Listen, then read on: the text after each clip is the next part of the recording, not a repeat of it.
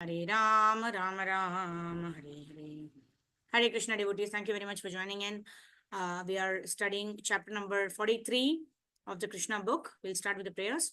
Om Jnana Timirandasya Jnananjana Shalakaya Chakshurunmilitam Yena Tasmai Shri Gurave Namaha Shri Chaitanya Manobhishtam Stapitam Yena Bhutale Swayam Rupa Kadamayam Dadati Swapadantikam Vandeham Shri Guru Shri Yutapadakammalam Shri Gurun Vaishnavamscha Shri Rupam Sagrajatam Sahagana Raghunathanvitam Tam Sajivam Sadvaitam Savadutam Parijana Sahitam Shri Krishna Chaitanya Devam Shri Radha Krishna Padan Sahagana Lalita Shri Vishakhanvitamscha Namo Vishnu Padaya Krishna Presthaya Bhutale Srimate Bhaktivedanta Swami Niti Namine Namaste Saraswate Deve Gauravani Pracharine Nirvisesha Shunyavadi Paschatya Deshatarine Namo Mahavadanyaya Krishna Prema Pradhayate Krishnaya Krishna Chaitanya Namne Gaur Dushe Namaha Panchatattvatmakam Krishnam Bhaktarupa Swarupakam Bhaktavataram Bhaktakyam Namami Bhakta Shaktikam He Krishna Karuna Sindho Dinabandho Jagatpate Gopesha Gopika Kanta Radha Kanta Namostute Tapta Kanchana Gaurangi Radhe Vrindavaneshwari Vrishavanu Sute Devi Pranamami Haripriye Vancha Kalpatarubhyascha Kripa Sindhu Vyevacha Patitanam Pavanebhyo Vaishnavebhyo Namo Namah Jai Shri Krishna Chaitanya Prabhu Nityananda Shri Advaita Gadadhara Shri Vasadi Gaura Bhakta Vrinda Hare Krishna Krishna Krishna Hare Hare Hare Ram Ram Ram Hare Hare. Devotees, once again,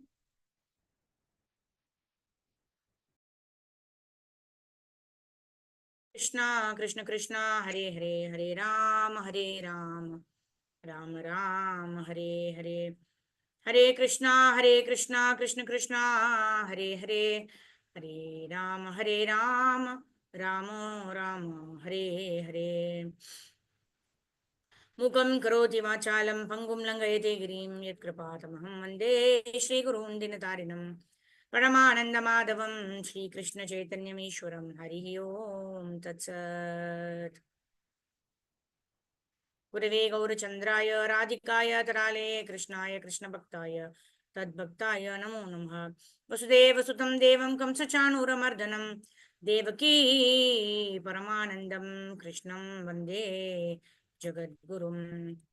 Hare Krishna. Dear devotees, thank you very much for joining in. Now let's continue with chapter number 43, which is entitled The Killing of the Elephant, Kuvalaya Pida. So we are seeing how Lord Shri Krishna is taken by Akrura to Mathura from Vrindavan, and Akrura meditates upon Lord Shri Krishna as he comes from Mathura to Vrindavan. He spends time with Nanda Maharaj, and then they all go to Mathura, and we also saw the loving reciprocation between the Lord and several of the people who were willing to serve the Lord blessed them immensely, and those who were animical or were in animosity with the Lord, then how they got destroyed. And we also saw how the Lord is not in need of our services. The Lord is served by millions and millions of Lakshmis in the spiritual world, but it is only in our interest that we need to serve the Supreme Personality of Godhead. So that those were some of the points that we discussed. And like that, Krishna enters Mathura, and then he tells Akrura that I will meet you. Akrura is inviting Krishna for lunch at his home, and he tells Akrura that once he completes the task for which he is in Mathura, then he will come to the house of Akrura. So like that, and then he also promised Kubja, right, the hunchback lady who actually gave the sandalwood, who applied the sandalwood paste onto Krishna. She actually wanted to enjoy with Krishna, and Krishna told, once I complete my work, then I will come to your place, like that. So in this way, Krishna reciprocated very nicely with the Mathura Vasis, and in this way, after at the entrance there is this elephant Kolaya Pida who has been installed there by Kamsa to actually kill Krishna. So we'll see what happens here. in chapter number 33, when Krishna is entering the Mathura, and in the gates itself, there is this big elephant called Kuvalayapida who's waiting to kill Krishna, but ultimately gets killed by Krishna. Okay, so devotees can read. Okay, I can see Sridhar Prabhu, please go ahead. Hare Krishna, Dandot Pranam Mataji. Hare Krishna Prabhu. Chapter 43, the killing of elephant Kuvalayapida. After taking their bath and finishing all other morning duties, Krishna and Balrama could hear the beating of drums in the wrestling area. They immediately prepared themselves to proceed to the spot to see the fun. When Krishna and Balrama reached the gate and wrestling areas, they saw a big elephant of the name Kuvalayapida being tended by the caretaker riding on its head. The caretaker was deliberately blocking their entrance by keeping the elephant in front of the gateway. Krishna could understand the purpose of the caretaker, and he prepared himself by the tightening his clothes before combating the elephant. He addressed the caretaker in a very grave voice and resounding as a cloud. You miscreant caretaker, give way and let me pass through the gate. If you block my way, I shall send you and your elephant to the house to the death personified. The caretaker, being thus insulted by Krishna, became very angry, and in order to challenge Krishna, he was previously planned. He provoked the elephant to attack. The elephant then moved before Krishna like an inevitable death. It rushed towards him and tried to catch him with its trunk. But Krishna, very distractedly moved behind the elephant, being able to see only at the end of his trunk. The elephant could not see the Krishna hiding behind its leg, but he tried to capture him with his trunk. Krishna again very quickly escaped capture, and he again ran behind the elephant and caught its tail. Holding the elephant by its tail, Krishna began to pull it, and with a great strength, he dragged it for at least 25 yards, just as Garuda dragged its insignificant snake. Krishna pulled the elephant from the side to that, from right to left, just as he used to pull calf in his childhood. After this, Krishna went in front of the elephant and gave it a strong slap. He then slipped away from the elephant view and ran to its back. Then falling down on the ground, Krishna placed himself in front of the elephant's two legs and caused it to the trip and fall. Krishna immediately got out, but the elephant, thinking that he was still laying down, tried to push its ivory tusk through the body of Krishna and forcibly slapping it into the ground. Although the elephant was harassed and angry, the caretaker riding on its head tried to provoke it further. The elephant then rushed and made towards Krishna. As soon as it came within its reach, Krishna caught hold of the truck and pulled the elephant down. When the elephant and the caretaker fell, Krishna jumped on the elephant, broke off one of his tusks, and with it killed the elephant and the caretaker also. After killing the elephant, Krishna took the ivory tusk on his shoulder, decorated with drops of perspiration and sprinkled with the blood of elephant. He looked very beautiful, and thus he proceeded towards the wrestling area. Lord Balrama took the other tusk of the elephant and on his shoulder, accompanied by their coward boyfriends. They entered the arena. Hare Krishna. Shall I continue? No, Prabhu. Okay, thank you. Okay. Hare Krishna. Dandot Pranam. Hare Krishna. Thank you, Prabhu. So here, this was the Kuvalayapida who was actually placed there by our Kamsa, isn't it? That Kuvalayapida should actually kill Krishna like that. But then we all know, it's like a known story, right? That Krishna is going to ultimately kill. But then if we are serving Krishna, death has to come at any time. But if we are serving Krishna, then we are actually preparing for a death that will elevate us. Otherwise, death will degrade us, right? If we maintain our consciousness, like there was okay, we'll talk about it later, because we are going around, we're not progressing in the study of the Krishna book. So here, so what are we saying is, Kuvalayapida, we see here that the elephant is being the caretaker is actually trying to make the elephant angry. And find the kind of forcing the elephant to go and attack Krishna, right? By doing something, Prabhupada explains here, what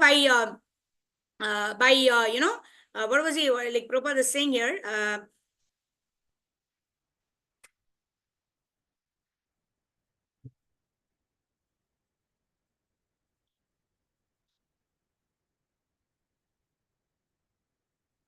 actually, and Krishna placed himself in front of the elephant's two legs and caused it to trip and fall.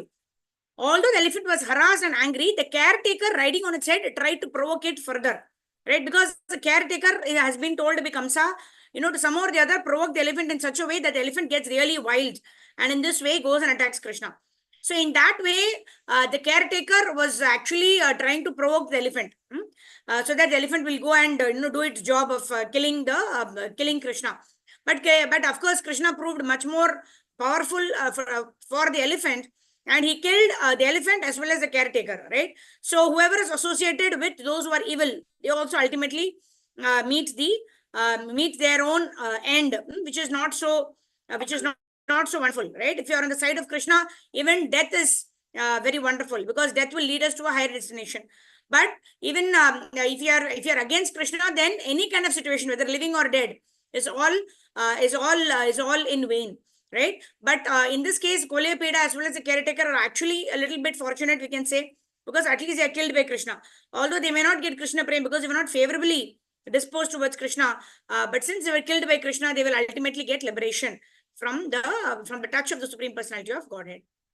Okay, let's see what happens. Now they are going to meet Chanura and Mushtika, the two wrestlers, right? Now the elephants have been unsuccessful. So now let's see what happens. Okay, anyone else wants to read? Okay, let me read. When Krishna entered the wrestling arena with Balarama and their friends, he appeared differently to different people according to their different relationships or rasas with him. Krishna is a reservoir of all pleasure and all kinds of rasas, both favorable and unfavorable. He appeared to the wrestlers exactly like a thunderbolt. To the people in general, he appeared as the most beautiful personality.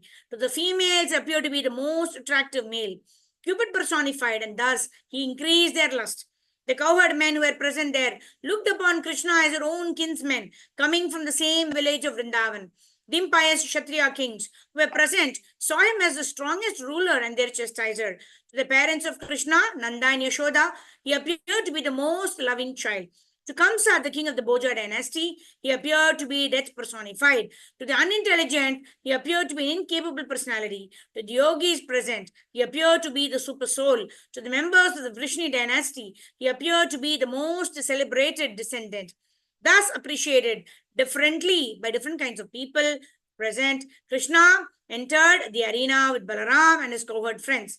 Having heard that Krishna had already killed the elephant Kolepeda, Kamsa knew beyond doubt that Krishna was formidable. He thus became very much afraid of him. Krishna and Balaram had long arms, they were beautifully dressed, and they were attractive. And they were attractive to all the people assembled there. They were dressed as if they were going to on a dramatic stage, and they drew the attention of all the people, right? So whenever Krishna does anything, he does it in style, isn't it? So in this way, Krishna always reciprocates with his devotees according to their bhava, right? That's why he said bhava grahi janardana, right? He understands the thoughts, the emotions of everyone, and in that way he reciprocates with each and every devotee. And here Prabhupada also describes the beauty of the Lord, right? How the Lord and Balaram and Lord Shri Krishna are having long arms, right? Even Chaitanya Mahaprabhu is described Ajanu Lambita Bhujau Kanakavadato. Right, in this way, Chaitanya Mahaprabhu is also described as having long hands, which actually extend up to the knees, right? And they were beautifully dressed, with the nice yellow pitambar cloth and blue color cloth. And in this way, they were going to the stage. Now they are winners. They've already killed the elephant Kolepeda. They're going in style inside the wrestling arena to see what is in store next for them, right? While Kamsa and all the other of the people in Mathura, they are all worried. Oh, what's happening? Krishna killed single-handedly, the mighty elephant. So, they are really worried. What is going to happen to all of their plans to kill Krishna? So actually, Kamsa knew that, it was all... he knows Krishna's power. He knows how many times Krishna has killed all the demons that he sent. But yet, Vinasha Kale Viparita Buddhi. Right? When it is Vinasha Kal, then automatically, we want to, when we want to exploit, the material nature for our own sense gratification, then everything will go wrong. Right? And or we will take all the wrong decisions and everything will it seems that the whole world is against us. But what is actually against us is our desire for sense gratification, our desire to exploit material nature for our own selfish purposes. So that is the root cause of it. Okay, so let's move ahead. Okay, Shubhangi Keshi Mataji, go ahead. The citizens of Mathura city. Hare Krishna Mataji, Dandavat Pranam. The The citizens of Mathura city who saw Krishna, the Supreme Personality of Godhead, become very much pleased and began to look on his face with insatiable glance, as if they were drinking the nectar of heaven. Seeing Krishna gave them so much pleasure that it appeared as if they were not only drinking the nectar of seeing his face, but were also smelling the aroma and licking up the taste of his body and were embracing him and Balaram with their arms. They began to talk among themselves about the two transcendental brothers. For a long time, they had heard of the beauty and activities of Krishna and Balaram, but now they are personally seeing them face to face. They thought that Krishna and Balaram were two planetary incarnations of the Supreme Personality of Godhead, Narayana, who had appeared in Vrindavan. The citizens of Mathura began to recite Krishna's pastime, his birth as the son of Vasudeva. He is being taken into the care of Nanda Maharaj and his wife in Gokula, and all those events leading to his coming to Mathura to favor them. They spoke of the killing of the demon Putana and as well as the killing of Trinavarta, who came as a whirlwind. They also recalled the deliverance of the twin brothers from within the Yamala Arjuna trees. The citizens of Mathura spoke among themselves. Shankachuda Keshi, Dhenukasur, and many other demons were killed by Krishna and Balaram in Vrindavan. Krishna also saved all the cowherd men of Vrindavan from a devastating fire. He cherished the Kaliya snake he chastised the Kaliya snake in the water of the Yamuna, and he crushed the false pride of the heavenly king, Indra. Krishna held up the great Govardhan hill in one hand for 7 continuous days and saved all the people of Gokula from incense, rain, hurricane, and hailstorm. They also began to remember other elevating activities. The damsels of Vrindavan were so much pleased by seeing Krishna's beauty and participating in his activities that they forgot the troubles of material existence.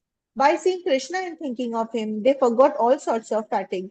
The Mathura citizens discussed the dynasty of Yadu, saying that because of Krishna's appearance in this dynasty, the Yadus would remain the most celebrated family in the whole universe. The citizens of Mathura then began to talk about Balarama. They spoke of his very beautiful lotus petal eyes and they remarked of him. This boy has killed the Pralamba demon and many other also. While they were thus talking about the activities of Krishna and Balaram, they heard the vibration of different bands announcing the wrestling match.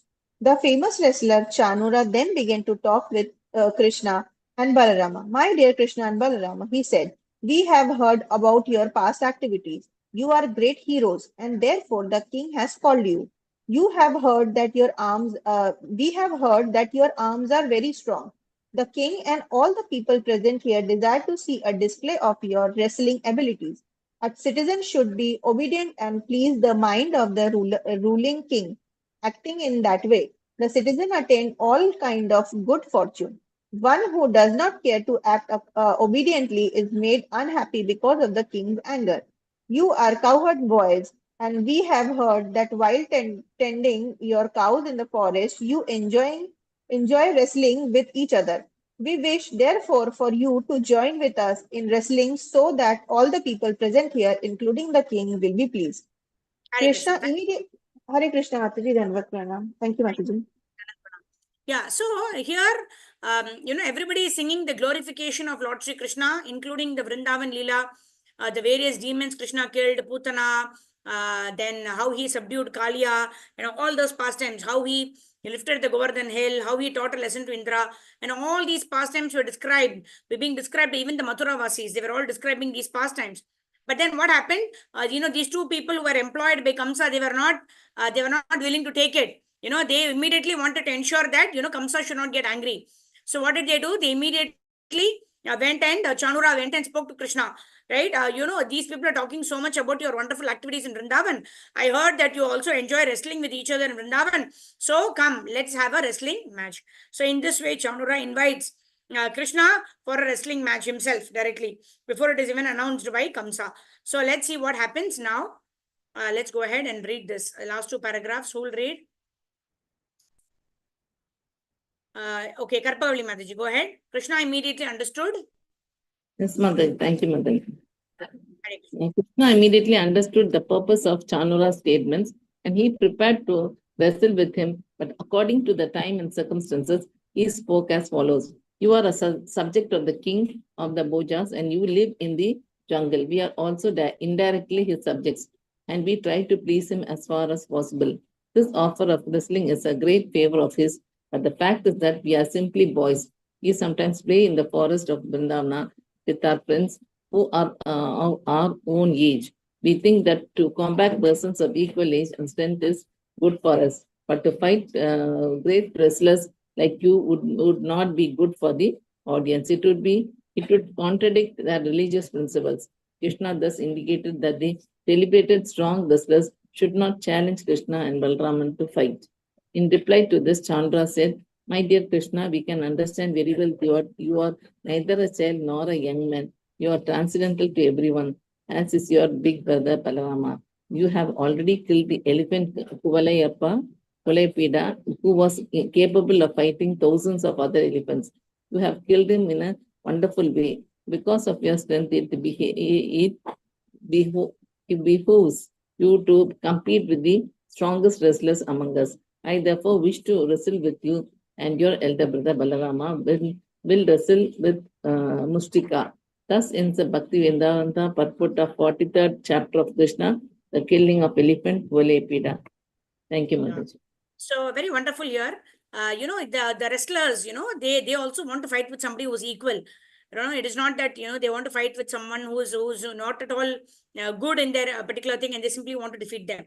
Right? Because it's so much of fun. When both the opponents are very strong, then it leads to a very strong duel. So in this case, Krishna is just trying to dissuade them, just like that, like even in the Chaitanya Lila it happens, Rupa Goswami and Sanatana Goswami will just sign the Praman Patra and tell and give it to this Digvijay Pandit, saying that, okay, you want an assurance, you are the best Kavi, I don't want to waste time with you, so just write and give. So like that, Krishna also didn't want to waste his time in fighting these wrestlers. But then these wrestlers were bent upon fighting with Krishna. Why? Because they were employed to do that only by Kamsa.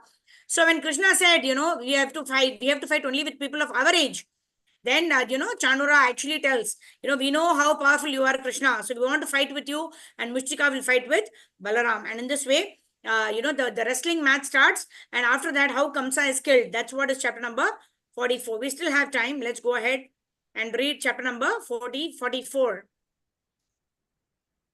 Okay, this is also quite a small chapter. Okay, I think we can complete this also. Okay, Shall I continue, Mataji? Okay. The killing of Kamsa. The killing of Kamsa. After Kamsa's wrestlers expressed their determination, the Supreme Personality of Godhead, the killer of Madhu, confronted Chanura, and Lord Balarama, the son of Rogini, confronted Mustika. Krishna and Chandra and then Balarama and Mustika locked themselves hand to hand, leg to leg, and each began to press against the other with a view to coming out victorious. They joined palm to palm, cough to cough, head to head, chest to chest, and began to strike each other. The fighting increased as they pushed each other from one place to another. One captured the other and threw him down on the ground, and the other rushed him to the back of the front of another and tried to overcome him with a sword. Mataji, you drink water, you relax, we'll ask. Go ahead. Okay, Mother. Thank you, Mother. Very good. Sindhu Mataji? Yeah. Yes, Mataji. Hare Krishna. Pranams. Am I audible? Yes. Krishna and Chanura from there. Hare Bol, Srila Prabhupada ki jai. Krishna and Chanura and then Balarama and Mushtika locked themselves hand to hand, leg to leg, and each began to press against the other with a view to coming out victorious. They joined palm to palm, calf to calf, head to head, chest to chest, and began to strike each other. The fighting increased as they pushed each other from one place to another. One captured the other and threw him down on the ground, and another pushed from the back to the front of another and tried to overcome him with a hold. The fighting increased step by step. There was picking up, dragging, and pushing, and then the legs and hands were locked together. All the arts of wrestling were perfectly exhibited by the parties as each tried his best to defeat his opponent.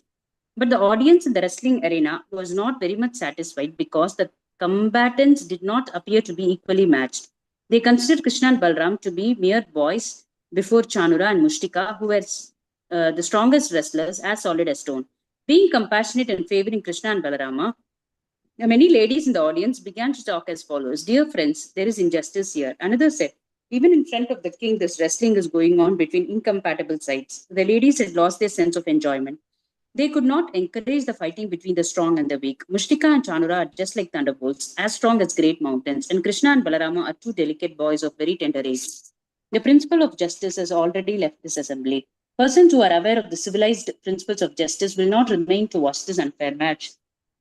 Those taking part in watching this restless match are not very much enlightened. Therefore, whether they speak or remain silent, they are being subjected to the reactions of sinful activities. But my dear friends, another lady in the assembly spoke out. Just look at the face of Krishna. There are drops of perspiration on his face from chasing his enemy, and his face appears like a lotus flower with drops of water.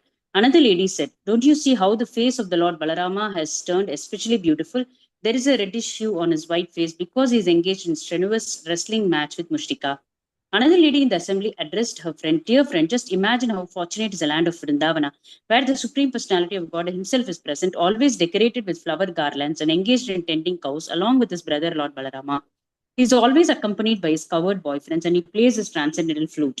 The residents of Vrindavana are fortunate to be able to constantly see the lotus feet of Krishna and Balarama, which are worshipped by great demigods like Lord Shiva and by the goddess of fortune. We cannot estimate how many pious activities were executed by the damsels of Rajabhumi so that they were able to enjoy the Supreme Personality of Godhead by looking upon the unparalleled beauty of his transcendental body.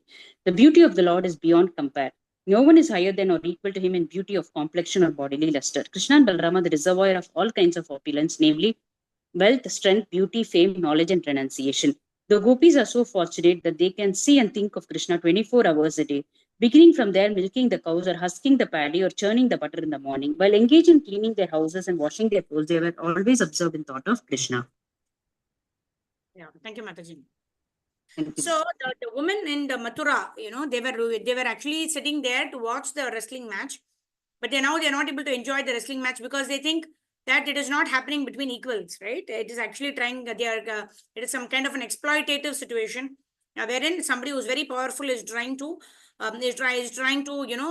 almost kill the two young boys who've come from Vrindavan. And then suddenly the topic changes to speaking about Krishna's glories in Vrindavan Dham. And Mathura is also talking about how the gopis and the gopas are so fortunate to have the association of Krishna at all times. Then they talk about Krishna's various leelas, how he goes for milking the cows, husking the paddy, cleaning the house, and etc. etc.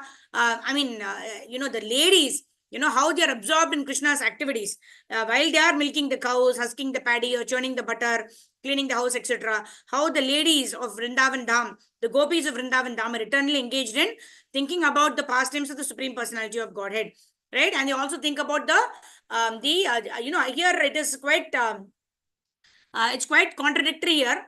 How the Mathuravasis are talking about the beauty of the Lord. That means they're talking about Aishwaryasya, Samagrasya, Viryasya, Yashashashriya, talking about the knowledge, wealth, strength, beauty, fame, and renunciation of the Lord.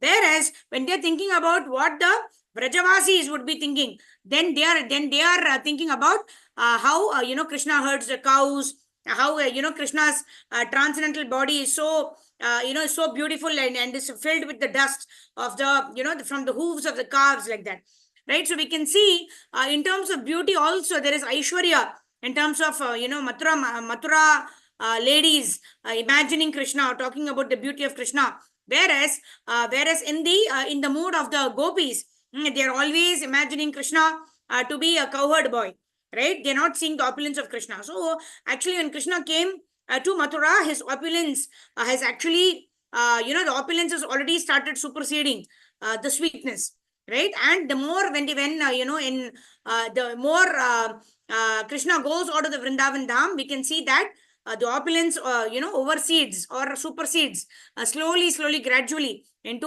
more of Aishwarya Bhav, right? The sweetness is only in Vrindavan Dham, all right?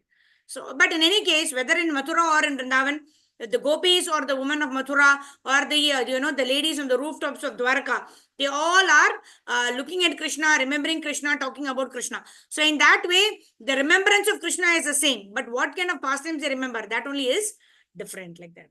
Okay, Sarva Gopishri Mataji, go ahead. The gopis give a perfect example. Hare Krishna Mataji, Dandavat Pranam. The gopis give a perfect example of how one can execute Krishna consciousness even while performing various types of material engagements. By constantly being absorbed in the thought of Krishna, one cannot be affected by the contamination of material activity. The gopis, therefore, are perfectly in trance, samadhi, the highest perfectional stage of mystic power.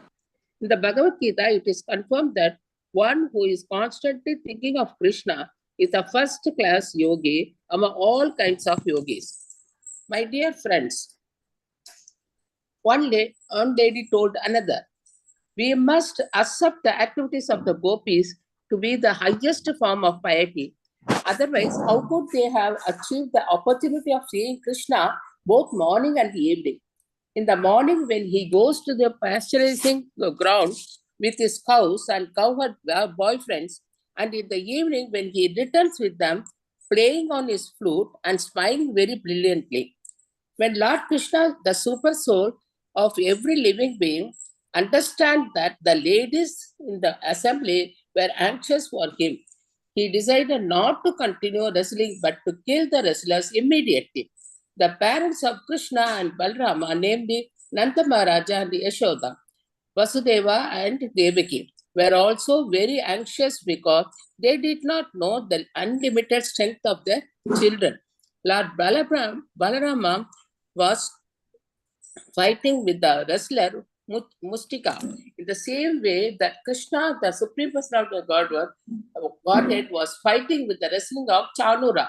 Lord Krishna appeared to be cruel to Chanura and he immediately struck him thrice with his fist. The great wrestler was jolted to the astonishment of the audience.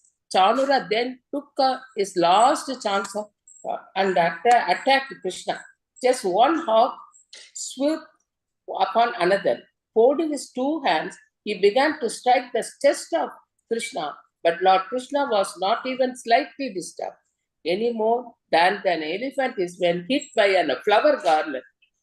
Krishna quickly caught the two hands of the Chanura and began to wheel him around, and simply by this centrifugal action, Chanura lost his life. Krishna then threw him to the ground. Chanura fell just like a flag of Indra, and all his nicely fashioned ornaments were scattered higher and thither. Mustika also struck. Hare Krishna? Mustika. Okay, thither. Mustika also struck Balrama, and Balrama turned to return the stroke with great force. Mustika began to tremble. Mustika began to tremble and vomit blood. Distressed, he gave up his vital force and fell down as the tree falls down in a hurricane. After the two wrestlers were killed, the wrestler named Kuta came forward. Lord Balarama immediately caught him in his left hand and killed him non-challengingly. A wrestler of the same name, Sala, came forward and Krishna immediately cracked his head with a kick. A wrestler named Toshala came forward and was killed in the same way. Thus, all the great wrestlers were killed by Krishna and Balarama, and the remaining wrestlers fled from the assembly out of fear for their lives. All the cowherd boyfriends and Krishna and Balarama approached them and congratulated them with great pleasure. While trumpets resounded and drums were beaten, red bells of the feet of the Krishna and Balarama tinkled. All the people gathered there began to clap in a great ecstasy, and no one could estimate as the sound, the bounds of their pleasure. The Brahmanas present began to praise Krishna and Balarama ecstatically. Only Kamsa was morose. He neither clapped nor offered benediction to Krishna. Kamsa resented that the trumpets and drums should be played for Krishna's victory, and he was very sorry that the wrestlers had been killed and had fled the assembly. He therefore immediately ordered the band to stop playing and addressed his men as follows. I ordered that these two sons of Vasudeva be immediately driven out of Mathura. The cowherd boys who have come with him should be plundered and all their riches taken away. Nanda Maharaja should immediately be arrested and killed for his cunning behavior. And the rascal Vasudeva should also be killed without delay. Also, my father Ugrasena, who has always supported my enemies against my will, should be killed. Hare Krishna.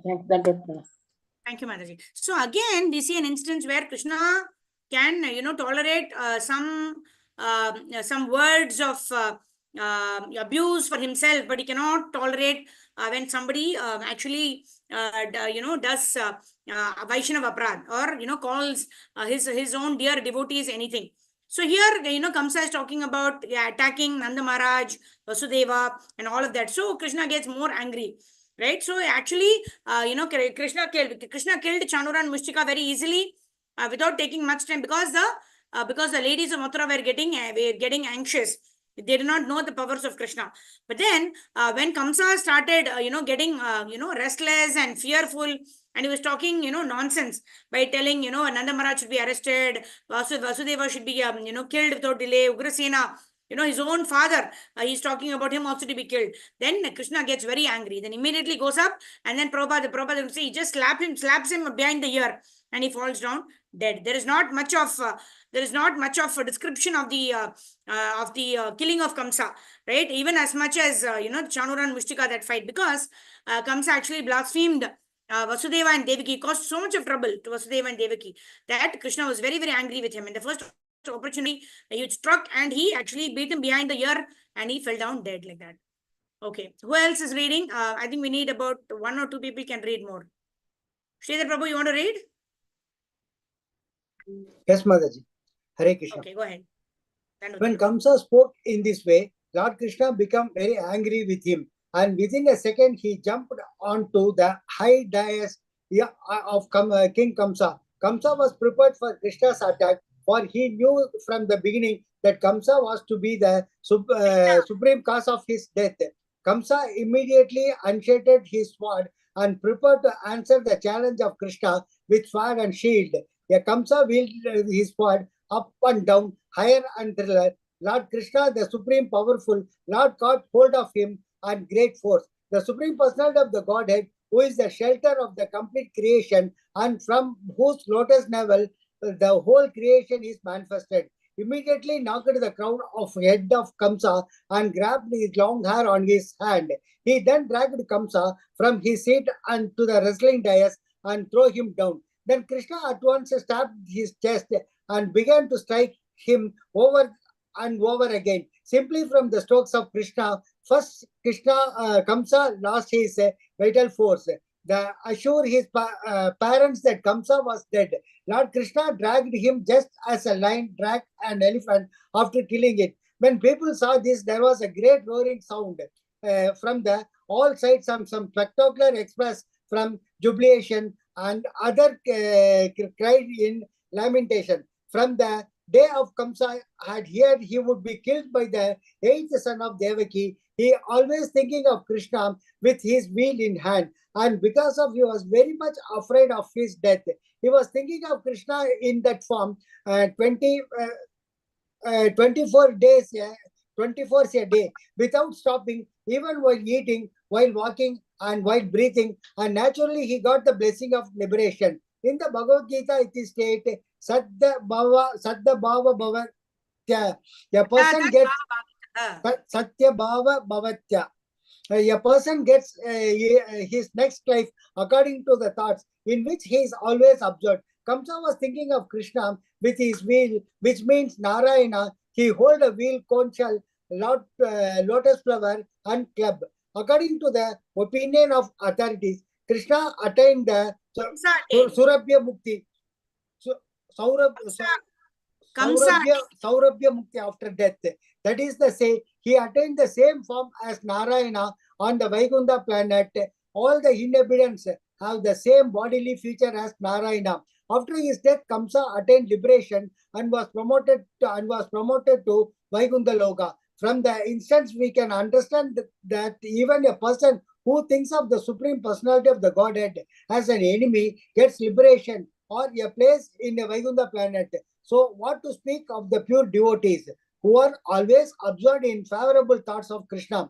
Even an enemy killed by Krishna gets liberation and is placed in the impersonal Brahmajyoti, since the Supreme Personality of the Godhead in all good, anyone thinking of him either in an enemy or as a friend gets liberation. But the liberation of the devotee and the liberation of the enemy is not the same. The enemy generally gets the liberation of Sayujya, and sometimes he gets Sarubhya liberation. Kamsa, Thank you. Hare Krishna. Dandavat Pranam Mataji. Hare Krishna, thank you. So, in this case, we see that Kamsa was always thinking of Krishna. That's what we all want to do. We always want to remember Krishna and never forget Krishna. So that is our desire. But unfortunately for Kamsa, although he was doing the the right activity, his consciousness was not right. He was doing the right activity, that he was always remembering Krishna. But his consciousness was, when will Krishna kill me? Oh, when will that boy come? He's killed all of my demons already. So will he kill me? When he was always thinking of Krishna as Kala. Right? Krishna always appears. To those devotees, Krishna will appear in his beautiful Shyam form. But if we are inimical to Krishna, then Krishna will appear to us in the form of death. And in front of Kamsa, Krishna appeared in the form of death. But since Kamsa was actually being killed by Krishna himself, he attained Sarupya Mukti. Sarupya Mukti means to have the same form as the Lord. A devotee does not want to have the same form as that of the Lord. Right? As long as there is an opportunity to serve the Lord, then he may accept a form also which is similar to that of the Lord. But if there is no opportunity for seva, like Sayujya Mukti is completely rejected by devotee, because there is no opportunity. Where is the opportunity to do service in being lights? Right? So when we get the opportunity to serve the Lord, then whether it is accompanied by Sarupya Mukti or Salukya Mukti or Sarshti or Samipya Mukti, being near the Lord, having the form just like the Lord, or being in the same planet as the Lord, or having the opulence of the Lord, all that is okay if there is an opportunity to serve the Lord. So in that way, Kamsa here got the Sayujya Mukti, right? Because he was always thinking of Krishna in the not in a perspective of rendering devotional service, but because as an enemy. So he attained liberation, but yet still did not attain the desired success like that. Okay, Karpavali Mataji, go ahead. Yes, Mother. Thank you. Thank you, Mother. Kamsa had 8 brothers, headed by Kanka, all of them younger than he, and when they learned that their elder brother had been killed, they combined together and rushed toward Krishna in great anger to kill him. Kamsa and his brothers were all Krishna's maternal uncles, brothers of Krishna's mother, Devaki. When Krishna killed Kamsa, he killed his maternal uncle, which is against the regulations of Vedic injunctions. Although Krishna is independent of all Vedic injunctions, he violates a Vedic injunction only in inevitable cases. Kamsa could not be killed by anyone but Krishna. Therefore, Krishna was obliged to kill him. But as far as Kamsa's 8 brothers were concerned, Balarama took charge of killing them. Balarama's mother, Rogini, although wife of Vasudeva, was not the sister of Kamsa. Therefore, Balarama took charge of killing all the Kamsa's 8 brothers. He immediately took up an available weapon, most probably the elephant's tusk, which he carried, and he killed the 8 brothers one after another, just as a lion kills a flock of deer. Krishna and Balarama thus verified their statement that Supreme Personality of Godhead appears in order to give protection to the pious and to kill the impious demons who are always enemies of the demigods. The demigods of the higher planetary systems showered flowers congratulating Krishna and Balarama. Among the demigods were powerful personalities like Lord Brahma and Lord Shiva, and all joined together in showing their jubilation over Kamsa's death.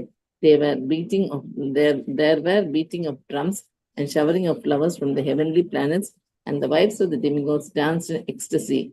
The wives of Kamsa and his 8 brothers were aggrieved at the sudden death of their husbands, and all of them struck their foreheads and shed torrents of tears, crying loudly and embracing the bodies of their husbands, which lay on the wrestling dais.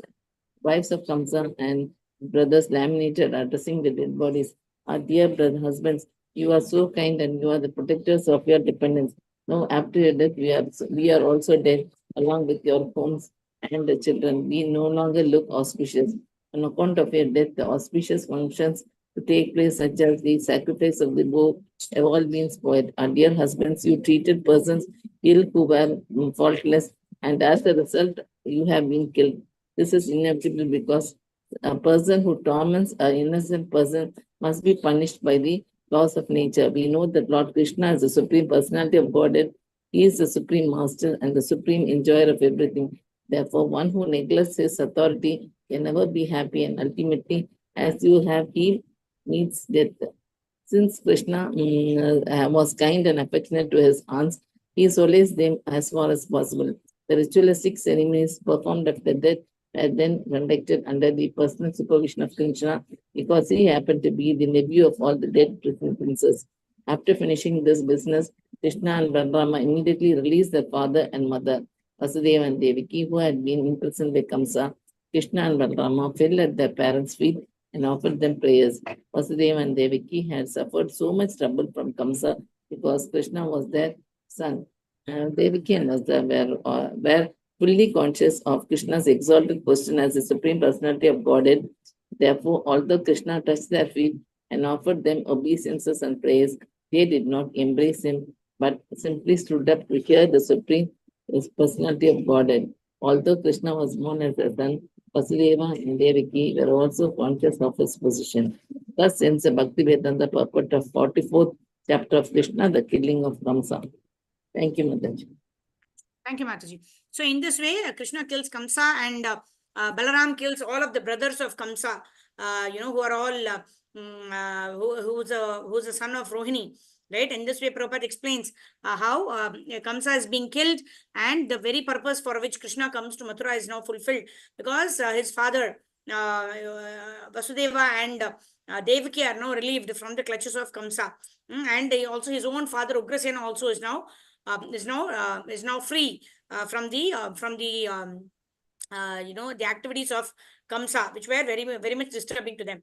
So in this way, Krishna fulfills the purpose of why he came to Mathura. And now we will be going on to study about what Vasudeva and Devaki are going to do now. Now they've got Krishna here in Mathura. So now they want to send their son to Sandipani Muni's ashram to get their child educated. So in this way, now we will see the Mathura pastimes. How Vasudeva and Devaki take the reins, and how they want to enjoy loving reciprocation with Krishna. Although it is not for a long time, because Krishna goes to the Gurukul, and then later on Krishna goes to Dwaraka. So not many years Krishna actually spends in Mathura, because the primary purpose of having come to Mathura was to deliver his parents, Vasudeva and Devaki.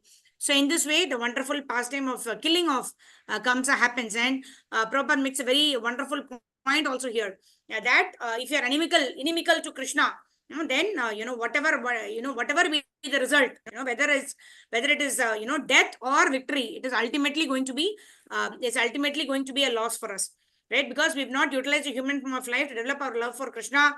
Then whatever else success we may get a lot of money, we may get a good house, we may get a good job, we may get name, fame, glory, etc. All that will die with time. All that will get destroyed with time. But only the Krishna Bhakti that we have developed in our heart, only that is going to sustain us and be eternally as an asset. Yeah. So we'll quickly do Harinam Sankirtan, and devotees can switch on your cameras. And in this way, we will do Harinam Sankirtan, and we will meet tomorrow morning 5 o'clock for our Brahma Muhurta chanting session. And then we'll meet at 11 o'clock as we continue with the next chapter. Now, Krishna and Balaram are being sent to Gurukul to have their education by Vasudeva and Devaki. Namo Padaya Krishna Preshaya Bhutale Srimate Bhakti Vedanta Swami Niti Namine Namaste Saraswate Deve Gauravani Pracharine निर्विशेष शून्यवादी सत्य देशतारिणे जय श्री कृष्ण चैतन्य प्रभो नित्यानंदा प्रियाद्वैत गदाधर श्रीवासादि गौरा भक्त वृंदा हरे Krishna Hare Krishna Krishna Krishna Hare Hare Hare Rama Hare Rama Rama Rama Hare Hare Hare Krishna Krishna Krishna Hare Hare Hare Rama Rama Rama Hare Hare Jaya Gauranitai Jai Jai Jagannath Jai Baladev Jai Subhadra Jai Subhadra Jai Baladev Jai Jagannath Jai Sudarshan Jai Bala Gopal Jai Radha Raman Jai Radha Sham Sundar Radha Ras Bihari Jai Radhe Radhe Jai Radhe Radhe Jai Sadgoswami Jai Guru Parampara Jai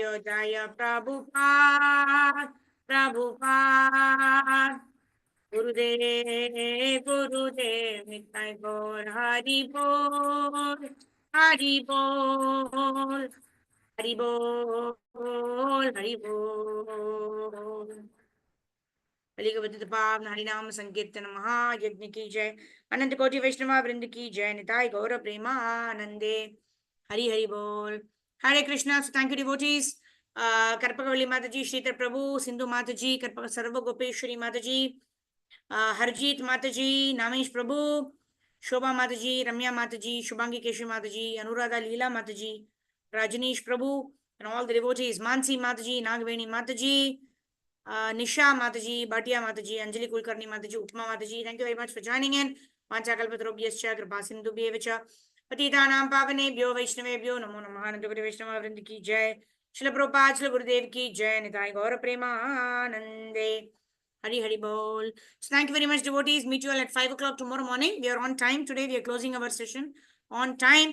And we'll meet at 5 a.m. tomorrow morning. And we meet at 11 o'clock to continue with our Krishna book study.